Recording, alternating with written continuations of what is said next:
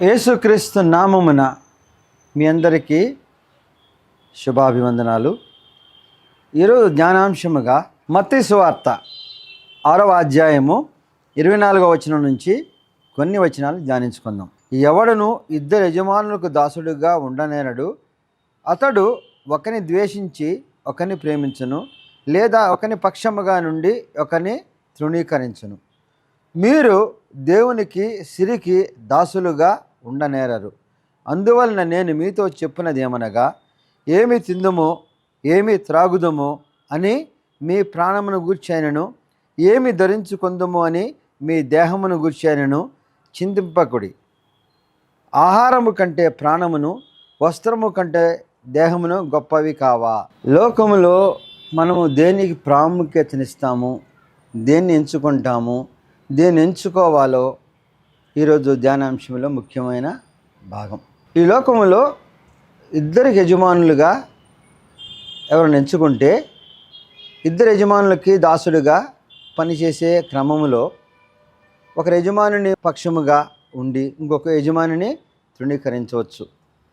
అంటే ఇద్దరు యజమానుల్లో ఒకరిని హెచ్చుగా ఒకరిని తక్కువగా, లేకపోతే ఒకరి పక్షమున ఉండే పరిస్థితి వస్తుంది. కాబట్టి ఒక యజమానుడికి మాత్రమే దాసుడుగా ఉండాలని వాక్యం చెప్తుంది.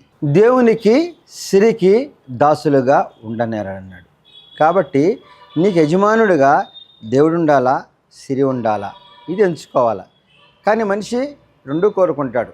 ఈ లోకంలో జీవించాలంటే ధనం కావాలి. మన జీవిత గమనాన్ని నడిపించే క్రమంలో ఎంతో ప్రముఖమైన స్థానముగా ఉంటుంది. కాబట్టి ధనాన్ని ఆపేక్షిస్తూ ఉండటంలో మరి కొత్త ఏమి కాదు. ఆ ధనం అవసరం మేరకే ఉందా, అవసరం మించి కూడా ఉందా, అనుభవించగలిసింది ఉందా అనేది మనం ఆలోచిస్తే, అనుభవించడానికి మించి కూడా సంపాదించే క్రమంలో కూడా పాపం చేస్తుంటాం. అంటే మనిషి అవసరార్థం పాపం చేశాడు అనుకుంటే సరే, ఈ అవసరాన్ని తీరడానికి తప్పదని చేయొచ్చు. అది కాదు. ఆ ధనాన్ని ఆపేక్షించినప్పుడు దాన్ని సంపాదించడంలో అవసరం ఉన్నా లేకున్నా, మనం దాన్ని అనుభవించగలిగినా లేకున్నా, ధనాన్ని ఎందుకు సంపాదించాలి? ఈ లోకంలో మనం అనుభవించడానికి, మనకి అన్ని అవసరాలు తీర్చడానికి సంపాదించుకోవాలి.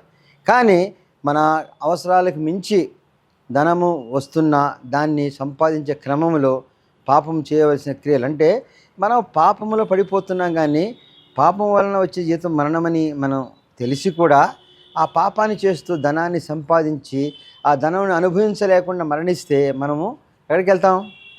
మరి లోకాన్ని అంతా సంపాదించుకుని ఈ రాత్రి సమయంలో నీ ప్రాణాన్ని దేవుడు అడిగితే ఏం చేస్తామని వాక్యం చెప్తుంది కదా. మరి అయినను ఆ అపేక్ష తప్పక మనుషుల్ని ప్రలోభ పెడుతూ ధన సంపాదనలో ధనానికి దాసుడుగా, మరి ధనాపేక్షతో మరి లోకంలో పాపంలో పడిపోతున్న మనిషి గురించి దేవుడు చెప్తున్నాడు. ఇంకొక యజమానుడు ఎవరు? దేవుడిని. దేవుడు ఏం చేస్తాడు? దేవుడు కృప చూపిస్తాడు. కృప ఏం చేస్తుంది? ఎప్పుడు కనబడుతుందా? కనబడదు. అయినా జీవితం అంతా నడిచేది ఆ కృపతోనే మనుషులు గ్రహించరు. ఎందుకంటే ధనంతో ఇది కొంటావు, ధనంతో ఇంకొక మనిషిని దగ్గర ఏదైనా పొందుతావు. కానీ దేవుని కృప అది కాదు. అనుక్షణము నిన్ను నడిపించేటప్పుడు, నీ ప్రయాణంలో నువ్వు మాట్లాడేటప్పుడు, నీ విరోధుల దగ్గర, లేకపోతే నీ శత్రువుల దగ్గర, నిన్ను మోసగించే వారి దగ్గర, నువ్వు అపాయంలో పడే చోట, నువ్వు ప్రమాదకర పరిస్థితుల్లో, అనారోగ్య పరిస్థితుల్లో, నీకు సహాయం అందని పరిస్థితుల్లో అనేక రీతులుగా దేవుని కృప నీకు సహాయం చేయటము నీకు కనిపించదు. కొన్ని ధనంతో చేసేది మాత్రం కనబడుతుంది. కానీ కృపతో పొందే అనేకమైన మేళ్లను మన జీవిత గమనంలో పొందుతున్నాం. కాబట్టే ఈ స్థితిలో మనం ఉంటున్నాం. కానీ అది కనబడదు. దేవుడు అడగడు. దేవుడు యజమానుడిగా ఉంటే నిన్నేమి రోజువారి ప్రశ్నించడు, ఇది చేసావా, అది చేయలేదని. కానీ మనము దేవుణ్ణి వదిలి ధనాన్ని ఆపేక్షించవద్దని వాక్యం చెప్తుంది. ఎందుకంటే మనము ఏమి తిందుమా, ఏమి త్రాగుదామా, ఏమి ధరించుకుందామా, ఇదే మనం రోజువారీ ఆలోచనలో. మనం ఏమి తినాలన్నా ధనం కావాలి, ఏమి త్రాగుదామా, ఏమి ధరించుకుందామా. ఈ దేహానికి కావలసిన ఆహారం గురించో, ధరించుకునే వస్త్రం గురించో మనం యోచిస్తూ ఉంటాం. కాబట్టి వీటికి ధనం అవసరం. వీటిని ధనం ద్వారానే మనం సంతృప్తి పరచగలం. ధనం లేకుండా మనకు ఆహారం ఎట్లా వస్తుంది? ధనం లేకుండా వస్త్రాలు ఎలా వస్తాయి? కాబట్టి మనం ఉదయం లేస్తే మనం యోచించేది ఏమి తిందుమా, ఏమి త్రాగుదామా, ఏమి ధరించుకుందామా. ఈ తినటానికి, తాగటానికి కావలసిన ధనాన్ని సంపాదించేటప్పుడు మంచి మార్గంలో చేయగలుగుతామా? సక్రమమైన మార్గంలో సంపాదించిన ధనంతోనే అది మనకి పూర్తి అవుతుందా అంటే చెప్పలేం. దేన్ని బట్టి? మన సంతృప్తి పరిచే విధానాన్ని బట్టి. ఉన్నదాంట్లో సర్దుకుని సంతృప్తి పడి సమాధానకరమైన జీవితం జీవించేవాళ్ళు అనేక మంది ఉంటారు.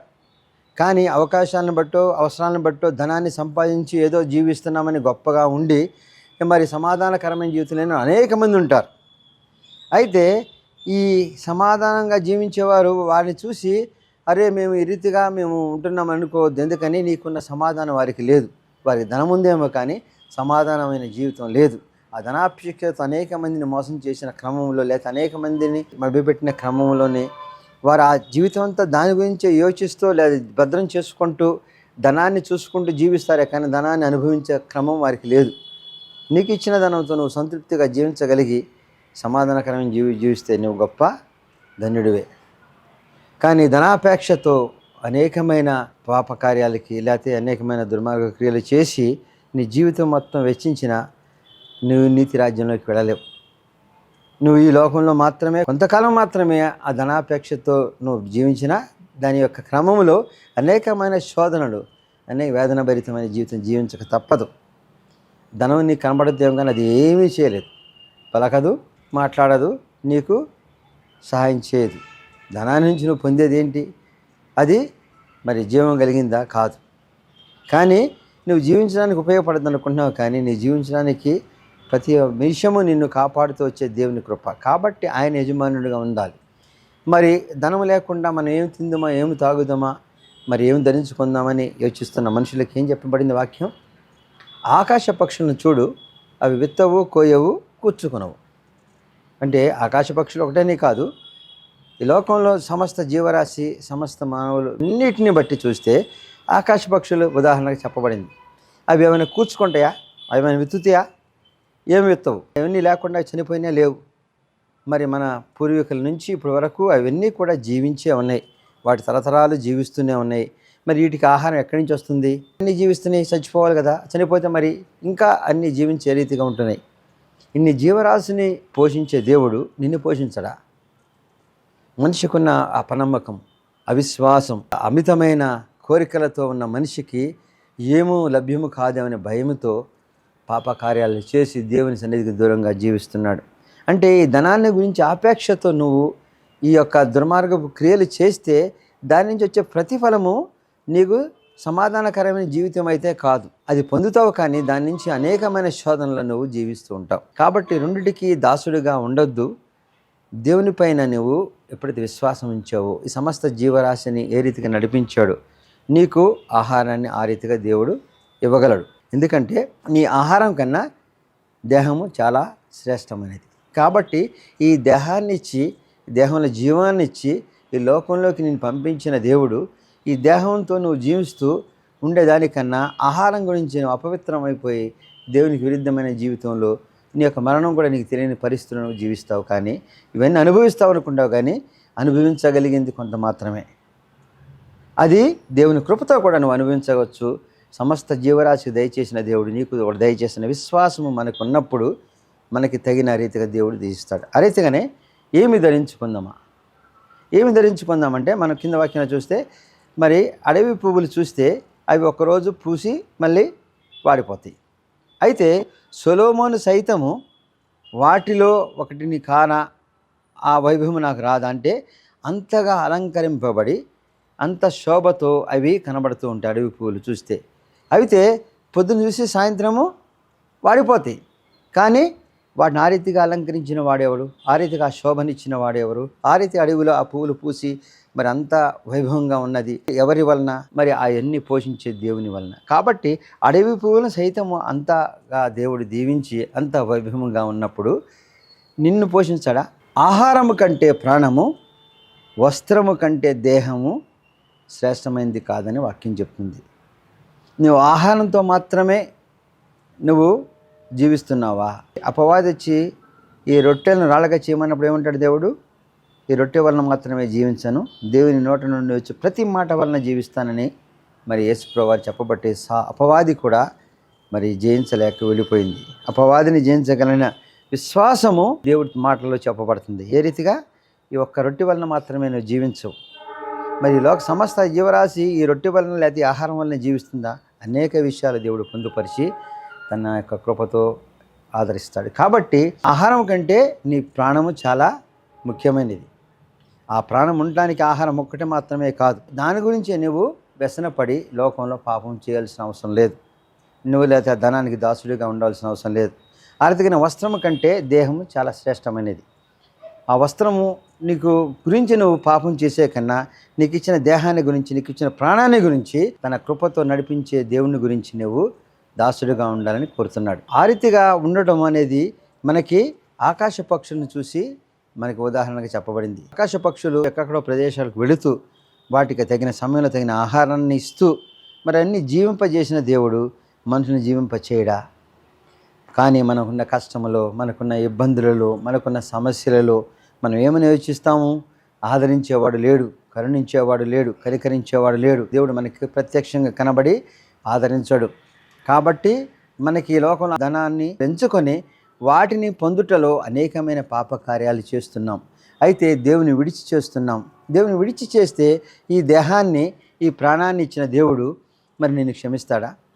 ఈ దేహాన్ని, ప్రాణాన్ని ఇచ్చిన దేవుడు నిన్ను కాపాడుతాడు. కాబట్టి ఆ విశ్వాసంతో మనం ఉండాలి. దేవుడు మనకి కావలసిన అవసరతలను ఏ రీతిగా తీర్చబడతాయో, అంటే దేవుని విశ్వాసం ఇచ్చిన అనేక మందిని మనం చూసినప్పుడు వారు చిన్న చిన్న సంఘాలలో దేవుని పరిచర్య చేస్తున్న వారి యొక్క జీవితాలు మనం చూస్తే వారు ఏ రీతిగా పోషించబడుతున్నారు, ఏ రీతిగా వారు జీవించగలుగుతున్నారు, వారికి ఏది ఆధారం, వారు ఎటువంటి పాప కార్యాలు చేయకుండా దేవుని ఆదరణతో వాళ్ళు ఏ రీతిగా జీవించగలుగుతున్నారు. ఎంతమంది ధనవంతులు ఉన్నారు, ఎంతమంది పేదవారు ఉన్నారు, ఎంతమంది ఏమి ఆశ్రయం లేని వారు ఉన్నారు. కాపాడుతుంది ఎవరు? కాపాడేవాడు ఉన్నాడనే విశ్వాసాన్ని మనం మర్చిపోయి మనం క్షణికావేశంలో లోకాన్ని చూసి ధనాపేక్షతో మనము ధనాన్ని ఎంచుకుంటే దేవునికి, స్త్రీకి ఇద్దరికి దాసులుగా ఉండవద్దని వాక్యం చెప్తుంది. కాబట్టి మనం స్త్రీకి కాకుండా దేవునికి వారసులుగా ఉన్నప్పుడు మన జీవితం ఏ రీతిగా ఉంటుంది? నువ్వు దేవునికి ఏ రీతిగా జీవించాలి, దేవునికి ఎటువంటి కార్యాలు చేయాలి మనం చూస్తే 6వ అధ్యాయంలో నువ్వు ప్రార్థన చేసేటప్పుడు ఏం చేస్తావు? విస్తారమైన ప్రార్థన.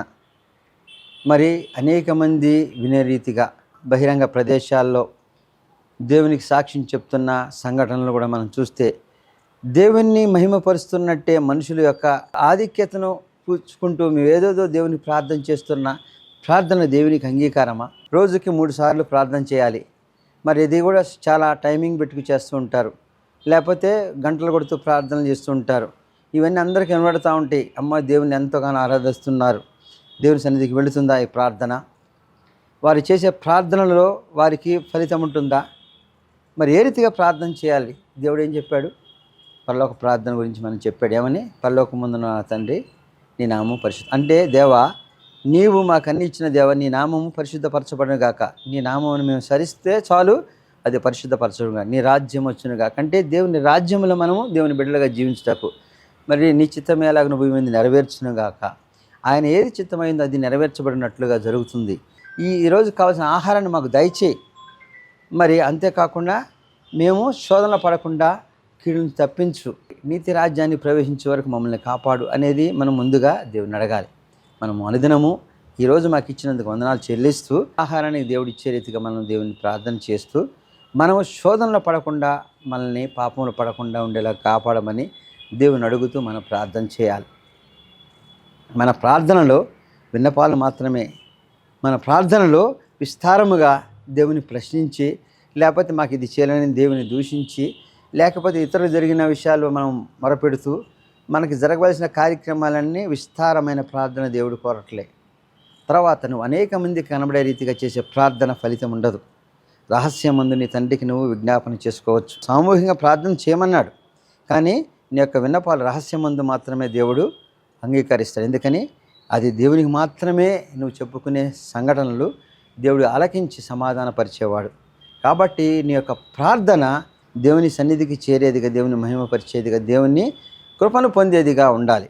ఆ రీతిగా ప్రార్థన చేయమని దేవుడు చెప్తున్నాడు. ప్రార్థన అంటే ఏంటి? దేవునితో మన అనుసంధానమైన క్రియలు. దేవుని సన్నిధిలో మనం ఉండి మనకి చేయవలసిన అవసరతల గురించి అన్నీ చెప్తాం. కానీ అడుగుడి ఇయ్యబడును, తట్టుడి తీయబడును, వెదకుడి దొరుకును. అంటే మనం ఏమైతే అడుగుతున్నామో దేవుడు ఇస్తాడు. ఎట్లా ఇస్తాడు?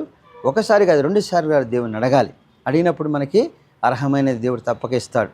వెదకుడి దొరుకును. నువ్వు పోగొట్టుకున్నది ఎక్కడో పోయిందని దేవునితో మొరపెడుతున్నప్పుడు దేవుడు, అంటే మన అనేక విషయాలు మోసపోయి ఎక్కడెక్కడో మనం మరి అనేక కార్యాల్లో మనం కోల్పోయిన గురించి వెతుకుతుంటా, అంటే ఎలా సంపాదించుకొని దేవుడు మార్గం చూపిస్తాడు. ఎప్పుడు దేవుని సన్నిధిలో నువ్వు మొరపెట్టి దేవుని యందు నమ్మకం విశ్వాసంతో అడిగినప్పుడు మరి తట్టుడి తీయబడను.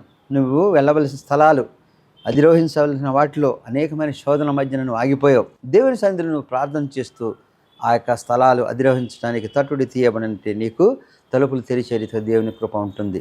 అది ఎప్పుడు నీ రహస్య ప్రార్థన, దేవునికి మాత్రమే అంగీకారమైన ప్రార్థన. ఆ రీతిగా మన ప్రార్థన ఉండాలి. కానీ పేట సందులలోనూ మరి సమయాలను బట్టో అనేక మంది చూస్తుండగాను దేవుని సన్నిధిలో మొరపెట్టే ఫలితము మనకు అప్పుడే వచ్చిందని దేవుడు చెప్తున్నాడు, దాని నుంచి రాదు. ఆ రీతిగా దేవుని ప్రార్థన చేస్తూ మన అవసరతల గురించి దేవుని ఎప్పుడైతే మనం ఆరాధించామో దేవుడు అప్పుడే అవన్నీ కూడా మనకి దయచేసిన వాక్యం చెప్పబడుతుంది. నువ్వు ఎప్పుడైతే అడుగుతున్నావో అవి ఇచ్చిన రీతిగా దేవుడు కృతజ్ఞత చెల్లించమని కూడా దేవుడు చెప్తున్నాడు. అంత విశ్వాసంతో మనం ప్రార్థన చేయాలి. అడిగిన వెంటనే అవి నువ్వు పొందుతావని దేవుని వాక్యం చెప్తుంది. అంత విశ్వాసం మనకుందా? మనకు కావాల్సిన వాటి గురించి మనం చింతిస్తూ అనేక మందిని అడుగుతూ అనేక మంది సాయం కోరుతూ అనేకమైన క్రియలు చేస్తుంటాం. కానీ దేవుని అడిగి దేవా నువ్వు నడిపించమని విశ్వాసంతో మనం ఉన్నామా? ఉంటే దేవుడు నడిపించక ఉన్నాడా? మరి ఏలియా సారేపాతు విధవరాల దగ్గరికి వెళ్ళి ఆహారాన్ని ఏ రీతిగా పొందాడు? దేవుడు వెళ్ళి అక్కడికి వెళ్ళి తినమంటే మరి అప్పటి వరకు తనకు ఆహారం ఇచ్చే పరిస్థితి ఏంటి అన్నాడు. అయితే దేవుడు మార్గం చూపించలేదా? ఒక విధవరాల దగ్గరికి వెళ్ళి అన్నదనమన్నాడు అనేది మరి ఏలి అనుకున్నాడా? కానీ వెళ్ళినప్పుడు విధవరాలు ఆయనకి కావాల్సిన సమస్యను దయచేసింది. కాకోలంతో సహా ఆహారాన్ని పంపించిన దేవుడు మరి మనకి ఆహారాన్ని ఇవ్వడా? కాబట్టి తన బిడ్డలకు ఏ రీతిగా దేవుడు ఆహారాన్ని ఇవ్వగలడు, తన బిడ్డలకి ఏది నడిపించగలడో చూపించాడు. ఆ రీతిగా మనం చూస్తుంటే మనకి కావలసిన అక్కరలను దేవుని సన్నిధిలో మొరపెట్టినప్పుడు అడుగుడి ఇవ్వబడిన, తట్టుడు తీయబడను, వెదుకుడి దొరుకునని దేవుని వాక్యాన్ని నమ్మి విశ్వసించి మనం ప్రార్థన చేయాలి. తర్వాత మనం ఉపవాస ప్రార్థనతో కూడా దేవుని సన్నిధిలో మొరపెడుతుంటాం. ఉపవాస ప్రార్థన చేసేటప్పుడు నువ్వు అరంత విచారంతోనూ ఆ రీతిగా నువ్వు ఉపవాస ప్రార్థన చేస్తుంది నీకు ఫలితాన్ని ఇవ్వదు. నీ ఉపవాస ప్రార్థన నీ దేవునికే తెలియాలి. అంటే ఈరోజు ఆహారం తీసుకోలేదు, లేదా ఇంకో విషయం చేయలేదు. ఉపవాసం అంటే ఏంటి? మనము చేయవలసిన క్రియలన్నింటినీ కూడా తగ్గించుకొని దేవుని సన్నిధిలో ఉండి దేవుని సన్నిధిలో మన యొక్క ప్రార్థన ద్వారా అనుసంధానమై ఉండటానికి చేసే క్రియ. అంటే ఈ లోకాశాలతో అనేక పనుల నిమిత్తం మన సమయాన్ని కేటాయిస్తూ వాటి మీద మనసు లక్ష్యాన్ని ఉంచి దేవుని గురించి యోచించ దేవుని సన్నిధి ఆరాధించకుండా ఉండే క్రియ కన్నా దేవుని సన్నిధిలో ఉండి దేవుని ఆరాధిస్తూ దేవునితో సంభాషిస్తూ దేవునితో అనుసంధానమై చేసే సమయంలో శరీరానికి కావాల్సినవి చాలా వరకు తగ్గించుకొని ఆ సమయాన్ని అన్నీ దేవుని సన్నిధిలో ఉండి దేవుని అడిగినప్పుడు చాలా విషయాలు మనకి దేవుడు బయలుపరుస్తాడు. దేవుని మనతో సంభాషించే గొప్ప సందర్భం. మరి అటువంటి సందర్భంలో నువ్వు ఉపవాసం ఉన్నప్పుడు అనేక మంది కనబడే రీతిగా, అనేక మంది తెలిసే రీతిగా, అనేక మంది చూసే రీతిగా చేస్తే దానికి నీకు ఫలితం ఉండదు. ఆ రీతిగా ఉపవాస ప్రార్థన నీకు ఫలించదు. దాని ఫలితం ఎప్పుడే వచ్చిందన్నాడు. మనుషులు కనబడే రీతిగా నువ్వు చేసే క్రియలను నువ్వేమీ ప్రయోజనం పొందవు. మనుషుల నుంచి మెప్పు పొందావు అనుకున్నా మనుషుల నుంచి మెప్పు కాదు, అనేకమైన శోధనలోనే ఉంటావు. ఆ రీతి కాకుండా నీ ఉపవాస ప్రార్థన దేవుని చేరేదిగా రహస్యమందు నీ సన్నిధిలో దేవునికి నువ్వు చేసినప్పుడు నీ యొక్క ప్రార్థన ఉపవాస ప్రార్థన దేవుని సన్నిధి. ఉపవాసం అంటే ఏంటి? యెషయా గ్రంథము 58వ అధ్యాయము 4వ వచనం చూస్తే, మీరు కలహపడుచు వివాదము చేయొచ్చు అన్యాయముగా గుద్దులాడుచు ఉపవాసం ఉందురు. మీ కంఠధ్వని పరమున వినబడినట్లుగా మీరిప్పుడు ఉపవాసం ఉండరు. అట్టి ఉపవాసము నాకు అనుకూలమా? మనుషుడు తన ప్రాణమును బాధపరుచుకొని దినదినము అట్టిదేనా? ఒకడు జమ్ము వలె తలవంచుకొని గోని పట్ట కట్టుకొని బూడిద పరుచుకొని కూర్చుండే ఉపవాసం.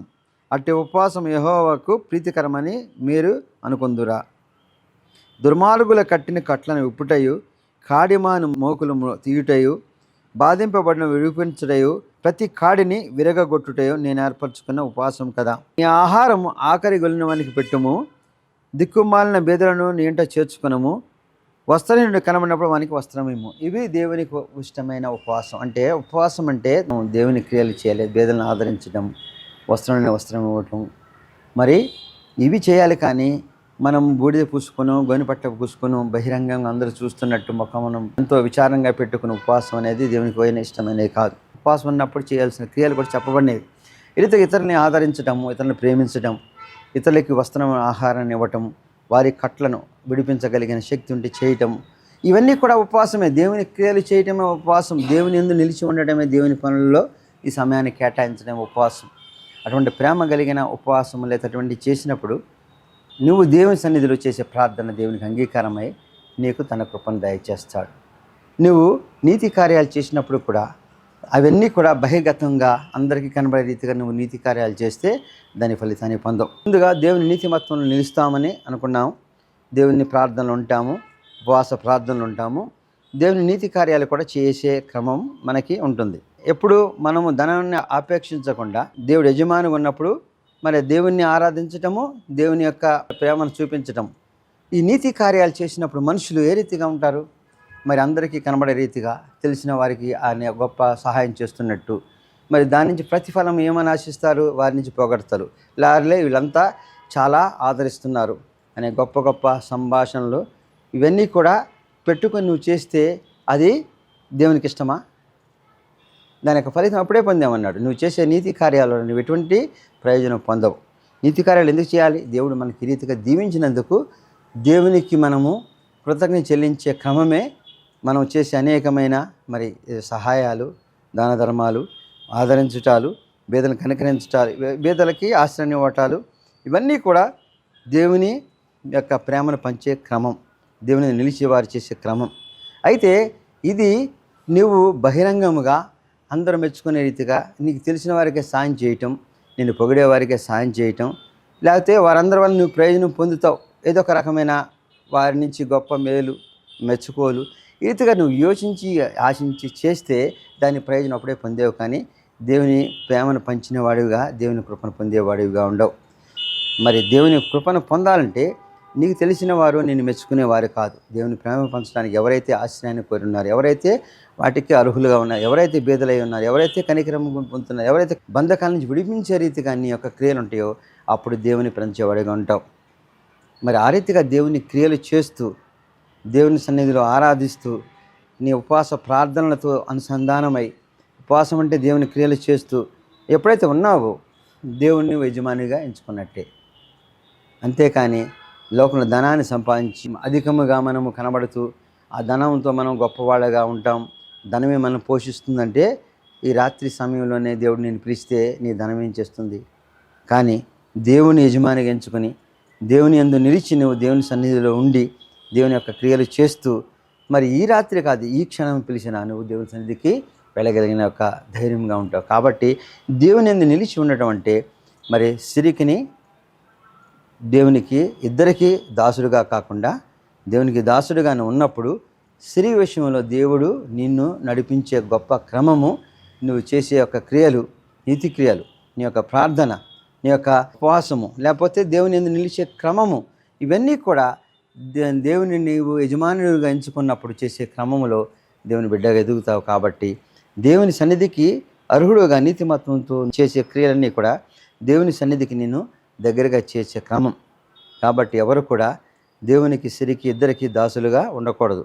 ఎవరు కూడా ఇప్పుడు మనము ఏమి తిందుమా, ఏమి త్రాగుదామా, మరి ఏమి ధరించుకుందామనే యోచన మాని సమస్త రాశికి సమస్తాన్ని దయచేసిన దేవుడు వాటికన్నా శ్రేష్టమైన నిన్ను శ్రేష్టమెంచుకున్న మనుషునికి తన స్వరూపం తన పోలికలో మరి నిర్మించిన దేవుడు నీకు ఆశ్రయాన్ని ఇచ్చి నిన్ను నడిపించి లోకంలో నీ నీతిమత్వంతో మరింతగా దేవుని సన్నిధికి ఎదిగే బిడ్డగా కాపాడగలిగిన కృప కలిగిన వాడు. కాబట్టి దేవుని యజమానుడిగా మనం ఎంచుకోవాలి.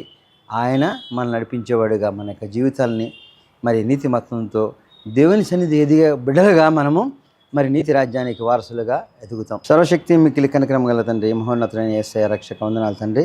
నీ అత్యధికమైన కృపతో కాపాడి సజీవులెక్కరించిన దేవా, నీ వాక్యము ద్వారా ఈ లోకంలో మేము మా యజమానులు ఎవరో, మరి ఈ లోకంలో మేము ఎవరిని ఆశ్రయించాలో, నీ యొక్క దాసులుగా జీవించినప్పుడు ఏమీ పొందలేము అనుకునే భయాన్ని వీడి కృపతో నడిపిస్తాను విశ్వాసముతో మేము ఉన్నప్పుడు ఈ లోకంలో కాదు నిత్యరాజ్యానికి కూడా వారసులు అవుతాం తండ్రి. కాబట్టి సిరిని బట్టి మేము భయముతోనో లేకపోతే అది ఆశ్రయించో దాని అపేక్షతో కాకుండా మా యజమానుడిగా నిన్ను స్వీకరించినప్పుడు తండ్రి మేము చేసే ప్రార్థన, మా యొక్క విన్నపాలు, మా యొక్క ఉపవాసము, మా యొక్క నీతిక్రియలన్నీ కూడా నీకు మహిమ తెచ్చే రీతిగా ఉంటూ నీ యొక్క కృపను పొందే రీతిగా ఉంటాయి. కాబట్టి ఆ రీతిగా నీవు ఒక యజమానుడిగా మమ్మల్ని నడిపించమని, నీ బిడ్డలుగా మమ్మల్ని స్వీకరించమని, నీ కృపతో మమ్మల్ని ఆదరించి నిత్యరాజ్య వారసులుగా నడిపించమని క్రీస్తు వారి పేట పెట్టుకుంటున్నాం తండ్రి. ఆమెన్. ప్రార్థన మాకు నేర్పుమయ్యా.